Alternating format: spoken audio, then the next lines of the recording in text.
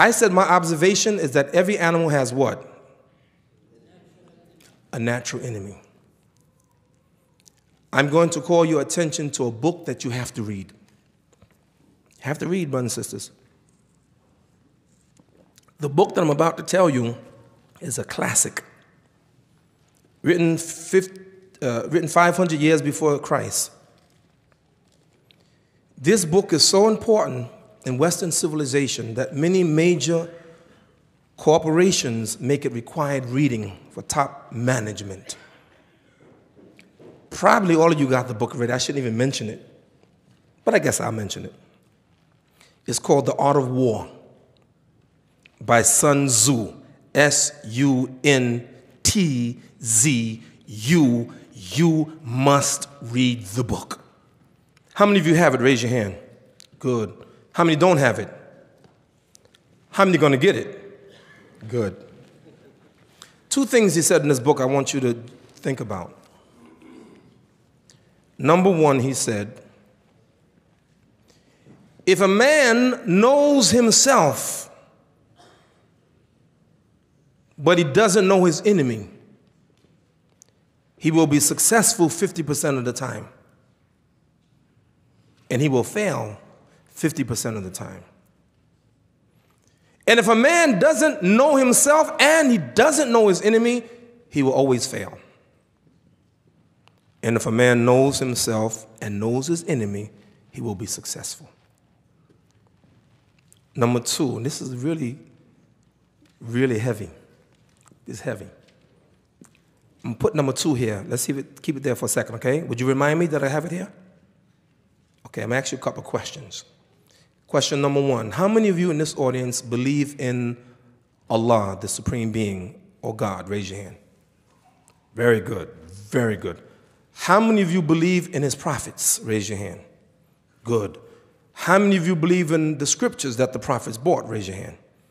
Good. How many of you believe in angels? Life after death? Good. How many of you believe in the devil?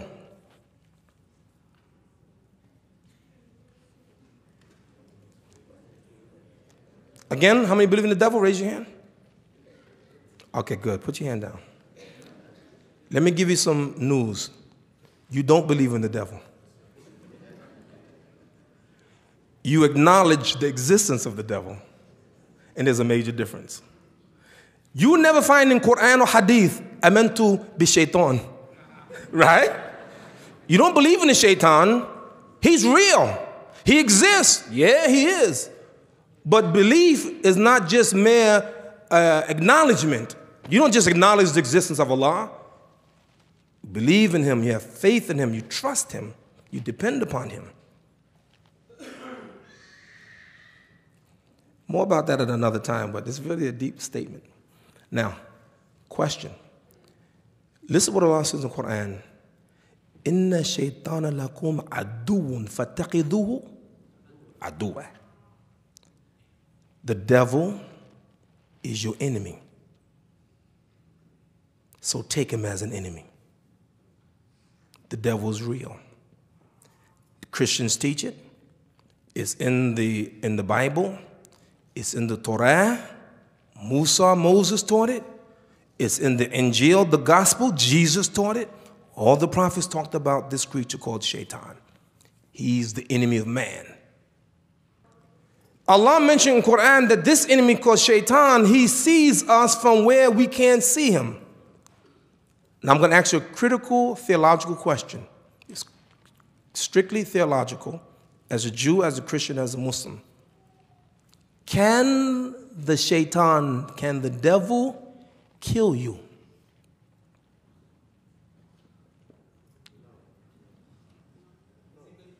Physically. Can't do it. You know why? It's against the rules of engagement. He can da'autuka. He can invite you.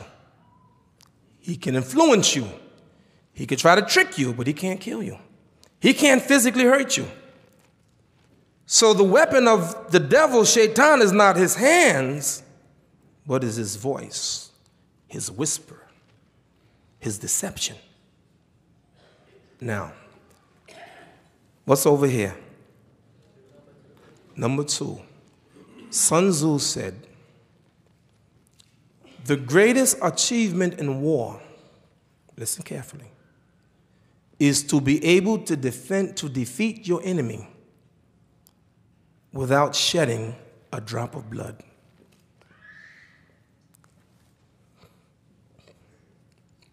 Defeat your enemy without shedding a drop of blood. Now let's put all this together.